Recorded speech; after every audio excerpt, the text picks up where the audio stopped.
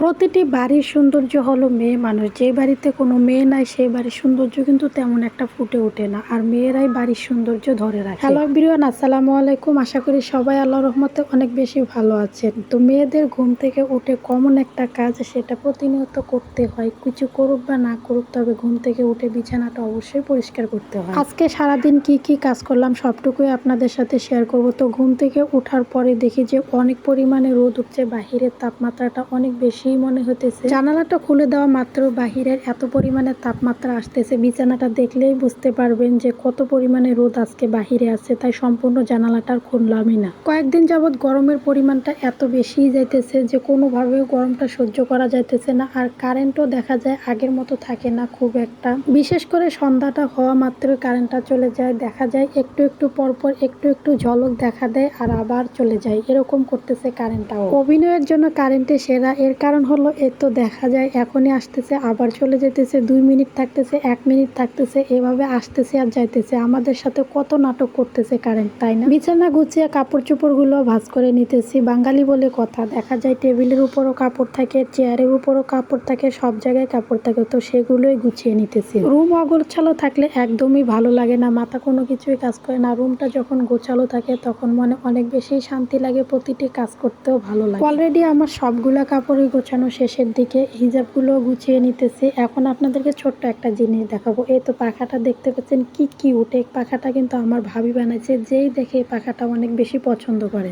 মেয়ে মানুষের কিছু হারাক বা না হারাক, তবে হিজাব পিনগুলো সবসময় হারা। আমি জানি আমার মতো প্রত্যেকটা আপুরই সেম অবস্থা। কোথায় যে রাখি হিজাব পিন, আমার সবসময় হিজাব পিন হারিয়ে যায়। একটা হিজাব পিন একবার ব্যবহার করার পর দ্বিতীয়বার আর এটা খুঁজে পাওয়া যায় না, আবার নতুন করে কিনে নিতে হয়। হিজাব পিনটা একদমই রাখা যায় না, এটা যতই যত্ন করে রাখা হোক না কেন এই জিনিসটা খুব হারিয়ে যায়। এই তো বিছানা গোছানো অলরেডি শেষ। এখন দেখতে পাচ্ছেন বিছানা কত সুন্দর দেখা যাচ্ছে, আর এতক্ষণ কতটা জঙ্গলের মতো হয়ে আসছিল। এখন আমি আমার বাবা মার রুমে চলে আসছি, আর এখানের খাটটা থেকে সম্পূর্ণ বিছানা উঠিয়ে ফেলা হয়েছে, আর এখন আবার নতুন করে বিছাইতেছে। তো ওটাতে আর আমি হাত দিই না, যেহেতু আমি আমার রুম পরিষ্কার করছি, এটা ভাবি আর আমার ছোট ভাই পরিষ্কার করতেছে। আমার কাছে ঘরের টুকটাক কাজ করতে অনেক বেশি ভালো লাগে, আর এখানে জিনিসপত্রগুলো রাখা ছিল সেগুলো আমি উঠায় নিতেছি। এরকম ভাবে কাজ করতে আমার কাছে খুব বেশি ভালো লাগে। যখন মন ভালো থাকে না, তখন একটু একটু কাজে ব্যস্ত হয়ে গেলে মনটা অনেক বেশি ফ্রেশ লাগে। কাজে ব্যস্ত থাকলে কিন্তু সময়টাও তাড়াতাড়ি চলে যায়। আর আমাদের মোটরটা একটু সমস্যা হয়েছিল, সেখানে কারেন্টের আগুন লাগছিল, তো